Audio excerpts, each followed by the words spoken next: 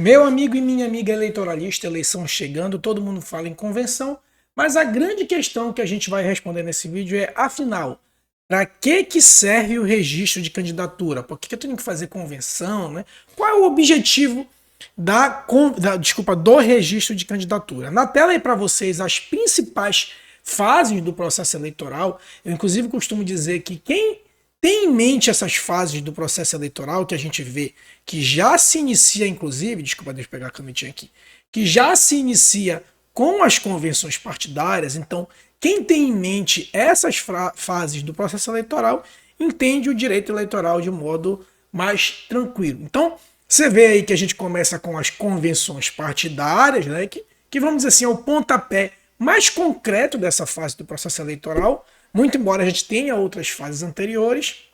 E a fase derradeira é a fase da diplomação, que é a fase em que a Justiça Eleitoral já proclamou os eleitos e depois entrega literalmente um diploma para afiançar, né, garantir que aquele candidato passou pelo escrutínio popular, certo? Mas enfim, a gente vai tratar aqui especificamente do registro de candidatura e responder a questão para que serve o registro de candidatura. O registro de candidatura ele deve ser proposto até o dia 15 de agosto, tá?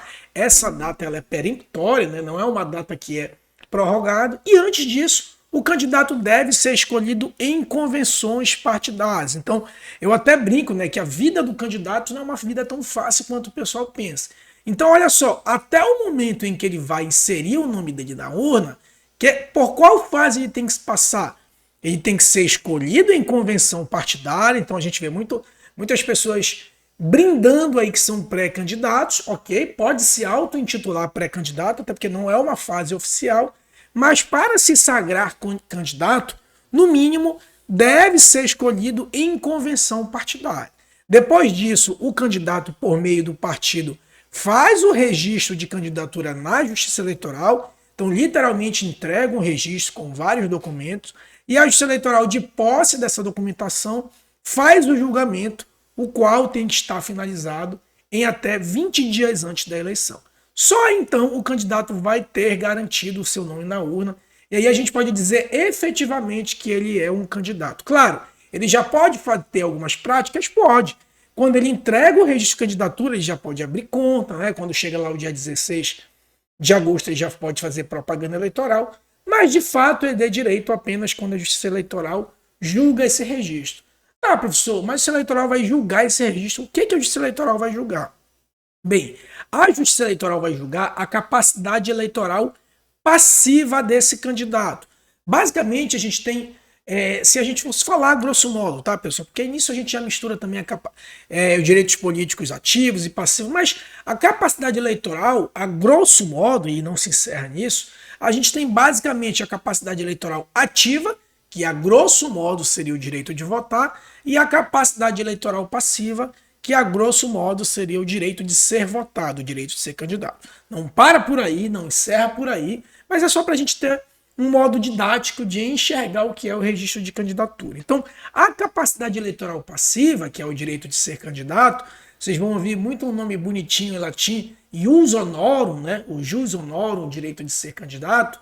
Eu tenho que cumprir, para ter o direito de ser candidato, 3 requisitos, que são as condições de elegibilidade, as causas de inelegibilidade e as condições de registrabilidade. Então, eu tenho que ultrapassar esses 3 obstáculos para entender que eu tenho a minha capacidade eleitoral passiva plena, né? E quais são essas condições? Aí na tela para vocês, ó.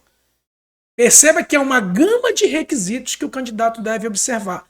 No primeiro degrau, que são as condições de elegibilidade, idade mínima, deixa eu mudar a cor da minha canetinha aqui para ficar melhor.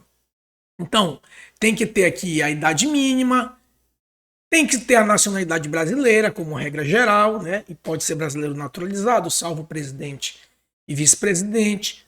Tem que estar com os direitos políticos plenos, alistamento eleitoral em dia, domicílio eleitoral, né? Tenho que ter o domicílio eleitoral 6 meses antes das eleições.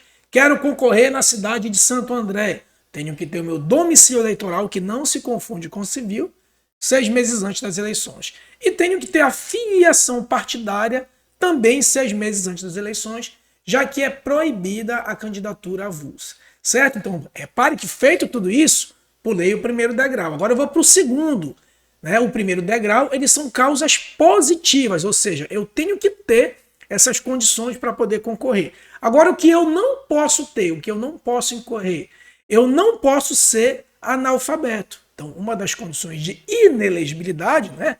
Aqui o prefixo de negação, ou seja, o que eu não posso ter, eu não posso ter analfabeto, eu não posso ser analfabeto, não posso ser parente de prefeito, governador e presidente, que é a chamada inelegibilidade reflexa, depois dá uma olhada aí no canal sobre esse tema, e eu não posso incorrer lá nas vedações da lei da ficha limpa, que são centenas, se a gente combinar tudo ali, eu diria que pode chegar até em centenas, tá? Mas pelo menos dezena é garantido. Não pode sofrer condenação penal em determinados crimes, não pode ter reprovação de contas públicas, não pode ter sido demitido do serviço público. Então, é uma gama de fatos, né, barra desabonos que a pessoa não pode ter sob pena de inviabilizar a sua candidatura.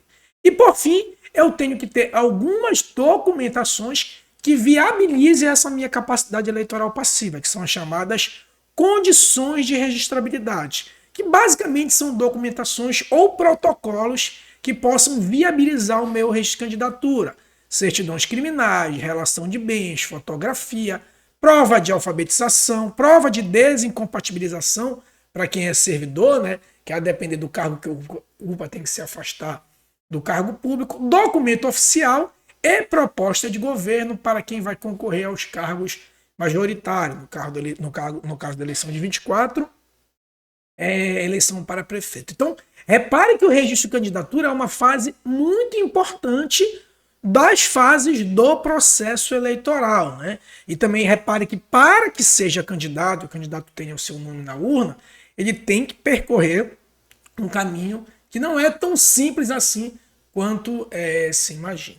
Tá bom, meus amigos? Então, isso aí é o registro de candidatura. Não se esquece, a gente está com as matrículas abertas para as oficinas de Direito Eleitoral. É um curso de Direito Eleitoral que trata do início ao fim, desde o registro de candidatura e vai até lá a diplomação. Passa por propaganda eleitoral, passa por ações do contencioso eleitoral. E a gente tem algumas lives, tira dúvida. Então, interessante você fazer a matrícula no curso de Direito Eleitoral ou para concurso público.